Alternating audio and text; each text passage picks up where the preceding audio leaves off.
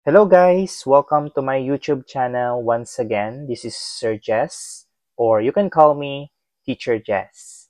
But before that mga guys, I would like to greet everyone for those who are viewing this video in advance. Merry Christmas! So malapit na yung ating Christmas Day. Ayan. And malapit na rin mag-end yung December tsaka bakasyon. So we will go back on January 2025, 'di ba? So ngayon mga guys is share ko lang sa inyo yung mga activity ko kanina and then kahapon. Ayan. So together with me is my wife and we decided to buy gifts to our pupils or to our learners. Ayan. So syempre para mabigyan din sila ng mga something that they can use and a remembrance for them.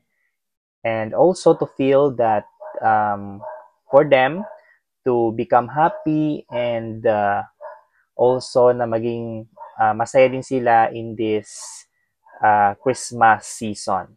Ayan. So bago mag-end yung December 2024, so at least nakapagpasaya tayo ng ating mga pupils or learners. So this is heartily given. So di ko na video yung pagpapako ng mga or pagra-wrap ko ng mga gifts for my learners. So ito yung mga ginawa ko sa kanila. Ayan. So na-wrap ko na siya so hindi na ako nakapag-video. Ayan. So this is heartily given to my pupils or my learners. So they are I think they are 15. So, syempre yung binili ko nito is 15 rin. So, para fair. Ayan. So, isa sa kanila is merong matatanggap. Ayan. So, last year nagbigay din ako and they are so happy na nakatanggap sila sa akin ng mga gifts. Ayan. So, of course, ngayon i-apply naman natin. So, uulitin ko, this is heartily given for my learners. Kasi I love my learners, I love my pupils. Ayan. So, ito sila. Ayan. So, as what I have mentioned, sila? 15. Ayan. So, 15 din yung nirap ko. Ayan, 15. So, hindi ko na siya, isa-isahin. Kasi 15 naman talaga yung ginawa ko dito. Ayan. So, ibibigay ko to on kung babalik na ako doon sa school. Ayan. Of course, this is weekend. So, weekdays ko siya, ipamimigay. Before our Christmas party. Ayan. So, that's it. So, ito yung mga binili ko for them. Kasi magagamit nila ito. At the same time, they can remember me na nagbigay ako sa kanila ng something that they can they can remember or either matatandaan nila ako kung saan man sila mapunta. Ayan. So that's it. And then after that, hindi lang naman learners yung aking mga binilhan ng mga gifts but also my family. Syempre, they have to receive also gifts coming from me. So, yung mga binigay ko din sa kanila is hindi ko pa napak. But I have here shoes. So, ibibigay ko to sa aking kuya because yung kanyang sapatos kasi is nasira. So, ibibigyan ko siya ng sapatos. And then for my mom,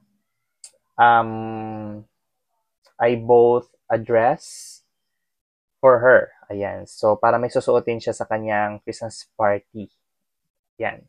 And then, meron din akong binili. It's 2 cups and I think mayroong mga bowl. 3 bowls. Ayan. So, ibibigay ko yun sa mga nagluluto doon sa paaralan namin kasi very dedicated sila at saka hindi sila nagsasawa sa amin na paglutuan kami ng aming lunch. Ayan. So the two of them are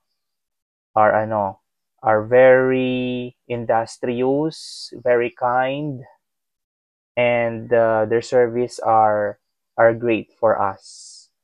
So always kami busog sa kanilang mga niluluto. So they deserve also to have gifts.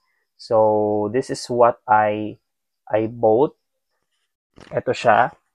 Ayan. So 2 cups, it's because dalawang tao yung bibigyan ko, and 3 bowls each for them. Ayan. So yan yung aking mga pinamili. Meron pang mga kulang, but tawag dito, I'll just follow up na lang yung iba na mga kulang para lahat meron. Ayan. So that's all mga guys about my sharing for today's activity and yung kahapon na namili kami ng mga gifts. And also, we have our bond. And yung mga kulang or yung mga scars is i-fill na lang namin. Ayan. So that's it mga guys. And thank you for watching this video in advance. And take care and advance Merry Christmas. So yan lang mga guys ang aking today's sharing vlog. So again, don't forget to subscribe and hit the notification bell so that you are updated of the videos that I am posting. See you guys and ingat. Bye!